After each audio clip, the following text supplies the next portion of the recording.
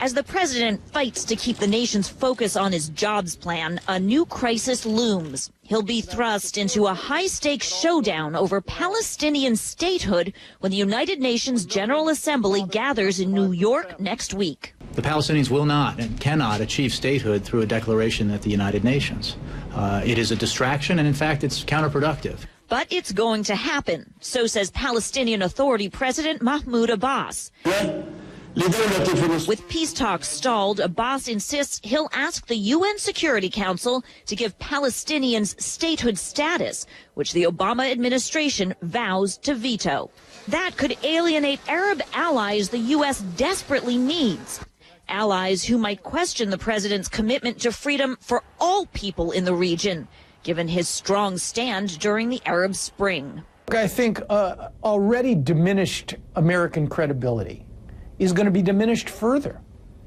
There's no question about that. We are neither admired, feared, nor respected in this region. Exactly how the administration handles this diplomatic dance could also trigger a cascade of political troubles at home.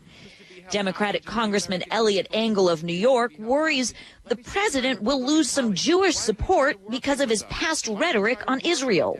I think there is the potential for being hurt in the next election if many Jewish voters perceive that the administration is not standing foursquare behind Israel, that there is somehow a blame both parties attitude. There are signs of tension with the president's Jewish supporters, usually a reliable Democratic constituency. As for Israel, many were angered by this speech suggesting controversial borders for a future Palestinian state. Based on illusions.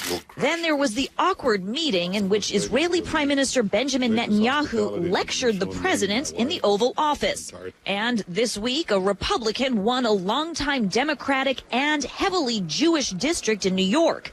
That victory seen in part as a rejection of the president's positions on Israel. When it comes to Jewish voters, Congressman Engel says there's still uncertainty. I do think that people are uneasy. They want to know what the president feels it in his guts. And many people don't get that feeling. Now, Wolf, a majority of Jewish voters, I should point out, still do support the president. According to Gallup's latest polling, 54% of Jewish voters approve of the job the president's doing, but that is down from 68% who had that who approved earlier this year. I should also point out that Jewish voters make up a tiny percentage of the overall electorate, but they tend to be reliable Democratic voters. And given the tough election year the president is expected to face, he cannot risk alienating any part of his base. Wolf.